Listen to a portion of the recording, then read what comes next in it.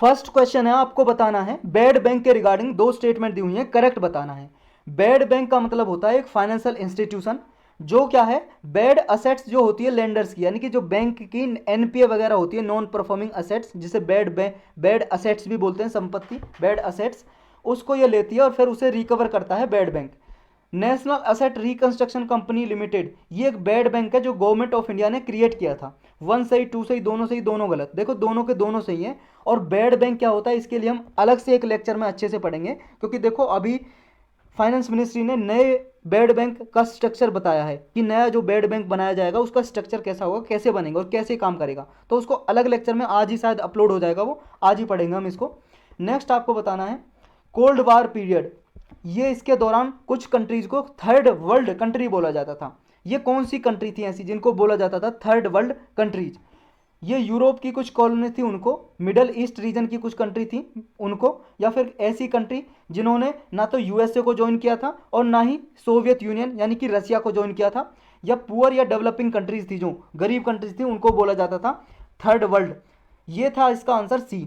देखो जो आप सबको पता है 1945 के बाद जब सेकेंड वर्ल्ड वार खत्म हुआ था तो कोल्ड वार इनके बीच में बहुत तेजी से चल गया था, अमेरिका और रसिया के बीच में। तो बहुत सारी कंट्रीज़ ने रसिया को ज्वाइन किया, बहुत सारी कंट्री ने यूएसए को ज्वाइन किया, लेकिन बहुत सारी कंट्री ऐसी थी जैसे इंडिया और पाकिस्तान, बहुत सारी कंट्री थी जिन्होंने किसी कंट्री को ज्वाइन किया नहीं था। हालांकि पाकिस्तान तो यूएसए की तरफ हालांकि चला गया था बाद में, लेकिन इंडिया ने नहीं किया था। और बहुत सारी कंट्री जैसे साउथ अफ्रीका हो गई, ये कंट्री हो गई, या और मिडल ईस्ट की कंट्री हैं बहुत सारी, या फिर आपके अफ्रीका की या इंडोनेशिया हो गई, इधर साउथ ईस्ट एशिया की, ये कंट्री ने क्या है, इन्होंने किसी कंट्री को ज्वाइन नहीं किया था, तो ऐसी कंट्रीज को बोलते थे थर्ड वर्ल्ड कंट्रीज।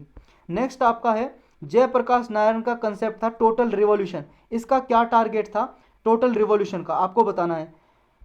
इसका टारगेट था कि जो लैंडलेसनेस रूरल एरियाज में थी, मतलब कुछ ऐसे लोग थे जिनके पास भूमि नहीं थी, उसको रिमूव करना था और कंप्लीटली भूदान या फोर्स्ड एक्विजिशन करना था। मतलब लोग या तो अपनी मर्जी से भूमि दान करें ऐसे आदमी को जिसके पास ज़मीन नहीं है, मतलब ऐसा था किसी के पास तो 10,000 एकड़ है, अभी भी भाई साहब ऐसा है, किसी के पास 10,000 एकड़ ज़मीन है, 1,000 एकड़ ज़मीन है, 100 एकड़ ज़मीन है, किसी के पास 1 एकड़ भी ज़मीन नहीं है। तो ये इसका लक्ष्य ये था क्या, ज़मीन को लैंडलेस फार्मर को देना। नेक्स्ट है कि ये टोटलिटेरियन जो नेचर था गवर्नमेंट का उसको एक्सपोज करना था क्या, या फिर जो सर्वोदय था, सर्वोदय का मतलब प्रोग्रेस फॉर ऑल, सोसाइटी में इस सर्वोदय का जो मतलब वो था आइडियल्स, इसको लेके आना था सोसाइटी में। आपको बताना करेक्ट कौन सा है, या नन ऑफ द अबव, कोई सा भी करेक्ट नहीं है। देखो इसका सी आंसर है जो सर्वोदय का आइडियल था, यानी कि प्रोग्रेस फॉर ऑल, जो गांधी जी बोला करते थे कि सभी की एक साथ उन्नति, इसको क्या है, इसको लेके आना था सोसाइटी में, यानी कि सबका विकास करने का टारगेट था टोटल रिवॉल्यूशन से। नेक्स्ट आपको बताना है जो इंडियन मिलिट्री ने एक कुछ ऑपरेशन चलाए थे हरमिंदर साहिब में, हरमिंदर साहिब मतलब गोल्डन टेम्पल जो अमृतसर में है, तो ये कौन से ऑपरेशन चलाए थे इंडियन मिलिट्री ने, आर्मी ने? Operation black thunder, blue star, polo, one only, 1 2 1 3 all of the above. देखो भाई साहब ये ऑपरेशन पोलो है, ये चलाया गया था हैदराबाद के लिए, जो अभी तेलंगाना और आंध्र प्रदेश है उसका नाम पहले हैदराबाद हुआ करता था। ये हैदराबाद के लिए चलाया था क्योंकि ये प्रिंसली स्टेट था और इंडिया में मिलने के लिए तैयार नहीं हो रहा था जब 1947 में इंडिया आज़ाद हुआ था।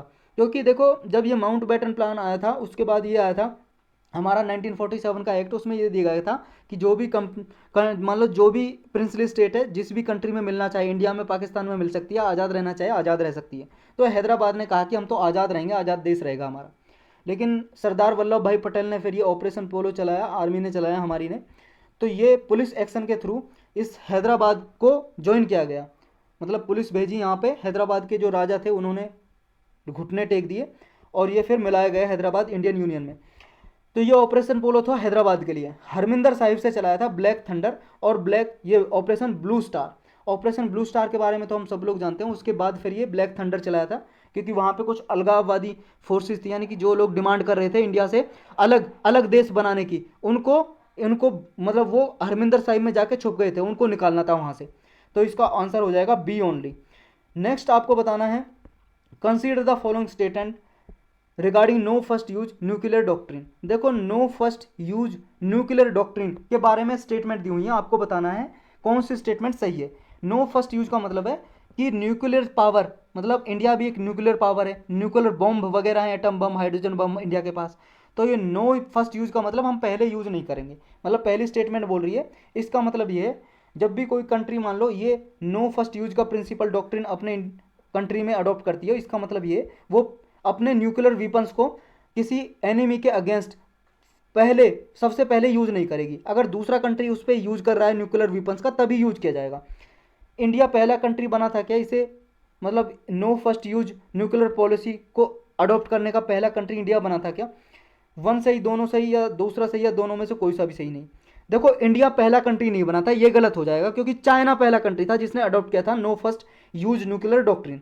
तो हमारा सिर्फ वन करेक्ट हो जाएगा। तो हमारा ए सही है इसमें, यानी कि ऐसा डॉक्ट्रिन था कि हम पहले स्टार्टिंग में यूज नहीं करेंगे अपने न्यूक्लियर वीपन्स। अगर कोई दूसरा कंट्री हम पे न्यूक्लियर बम वगैरह छोड़ेगा, दागेगा, तो ही हम यूज करेंगे। तो ये डॉक्ट्रिन था, और आज के लेक्चर में इतना ही है।